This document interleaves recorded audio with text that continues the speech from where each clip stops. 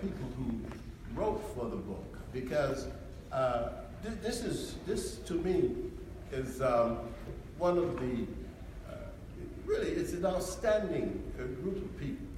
I know them, I love them, I love the work they do, and particularly I'm very happy to be here with my brother, but normally he comes last. But he came first today and sort of threw me off.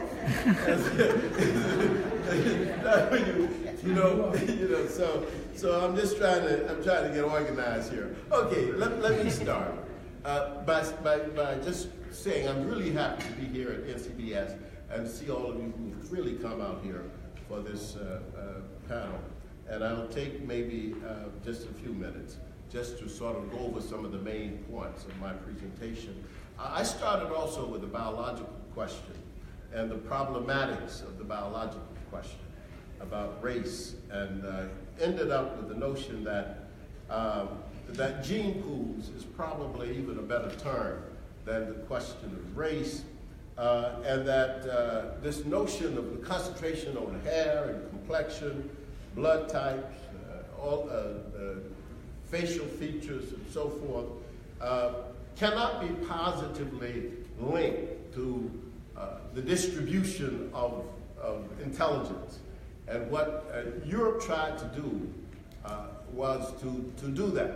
Classification was not necessarily the problem, and classification is not necessarily a problem.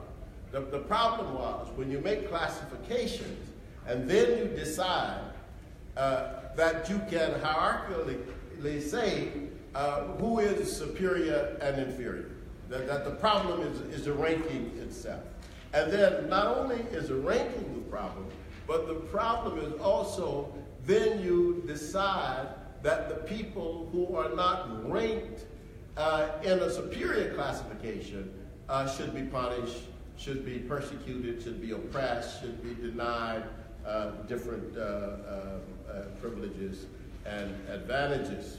So I call it a crippling meaning that's embedded in the European culture. That European culture has expanded and developed out of colonialism, out of this imperialism, embedded in itself, in its fabric, in its myths, this notion of white superiority.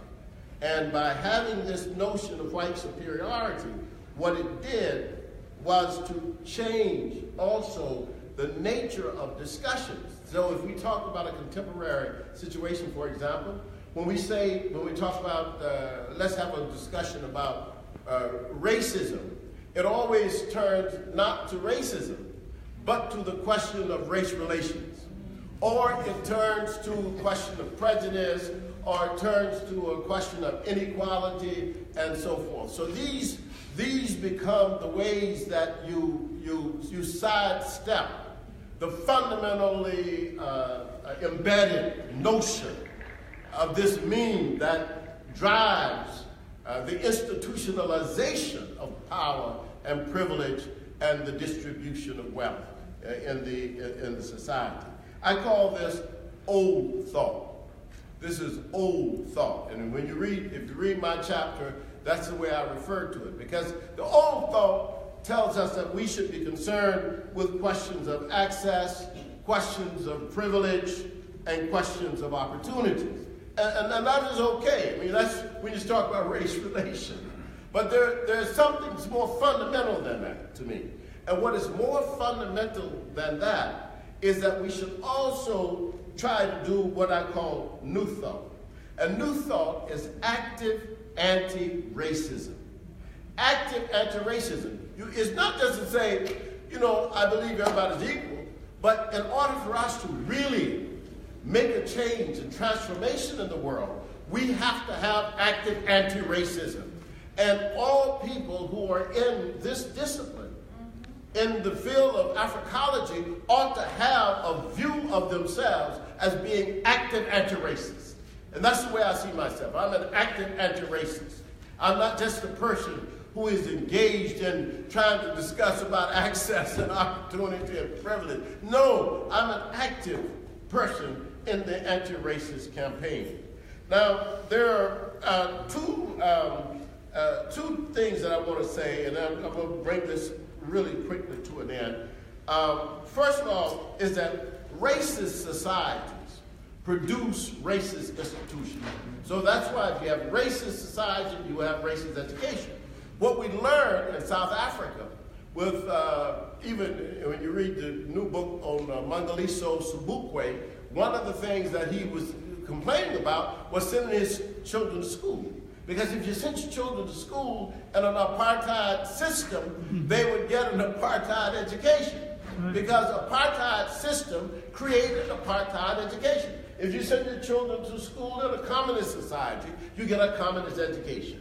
If you send them to a racist educational system, such as we have in America, they get a racist education. That's the way societies operate. So part of anti-racism is how do you dismantle this superstructure that has been set up to reproduce itself, to regenerate itself. I mean, and one of the ways that I think is that we start to tackle all of the issues. I mean, if you tackle the issues, you know, the hypo descent issue of the one-drop rule, which was structured in this country out of the slave experience, which is different, by the way, than what was structured in Brazil. You have a whole different kinds of structures about how do you even talk about classification of people, who is black, who is white. But in every category, whether it's in Brazil or in the United States, the whole notion was the preservation of whiteness. That was the idea. I mean, Brazil is no different than that, and than the United States. The one drop, okay, everybody who got one drop of African blood, you're black.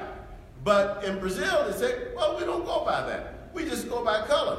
But the white color remains itself separate and at a higher position, you see? So part of what we have to do is to look back at things like Charles Darwin. Darwin wrote this book in the middle of the 19th century that was called The Origin of Species. And we know it by that name. But it also has a subtitle. It's the preservation of the favorite races, right? So the origin of species and the preservation of the favorite races. So that's the key to trying to understand this meme in the European culture. Two more things. Gobineau, who everybody likes to relate to what he said, wrote a book on the inequality of the human races. It took an African, actually a Haitian, Antonoa Thierman, who wrote on the equality of the human races. And we should never forget that. We should never leave Thierman out of anything, because he was a champion. Even years before Du Bois, he was a champion for African people fighting this type of intellectual question. Edmund Husserl, in 1935, I always like to quote him because most people forget him. He did a lecture called the Vienna Lecture. And the Vienna Lecture, he talked about the philosophical crisis of the European man. And in 1935, he said the philosophical crisis is that everybody wants to be like us. But he says, we don't want to be like anybody else. And he has a quote, and I quoted in my chapter. So please go out and get a copy of Race in America. You got to get this book, because if you don't get the book, then you miss all the substance of what I'm sort of skimming over to tell you. But Husserl's notion was that you had to have this concept of whiteness, and it has to, you have to believe in it. You got to have the spirit. He's talking to Europeans. You got to have the spirit, because if you don't have the spirit, you will never understand why Indians want to be Europeanized, but no white person wants to be Indianized. That's what he was saying. He was declaring. And finally, you don't need white people to be racist or to have racism. If all the white people left today, we still have a racist society. In fact, in some places, black people will carry it out. That's right. That's right. You know what I'm saying? Because racism, this is how you disconnect it from biology. But they were acting the same way. I've seen it.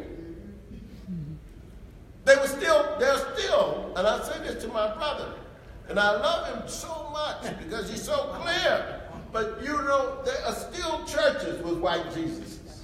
Yes. Yeah. And you know, even though we had the 60s, you still can go to a black church and see a picture of a white. Now, how many? I'm not going to ask you. Don't reach it. Don't reach it. Don't reach it. So in the end, the one serious situation was 2 years ago in the Congo. One of the parliamentary members, one of the members of parliament from Bangladesh went to Congo. And he wrote in the newspaper in Bangladesh that we have come here to civilize these people in the Congo because they are not civilized. You don't need white people.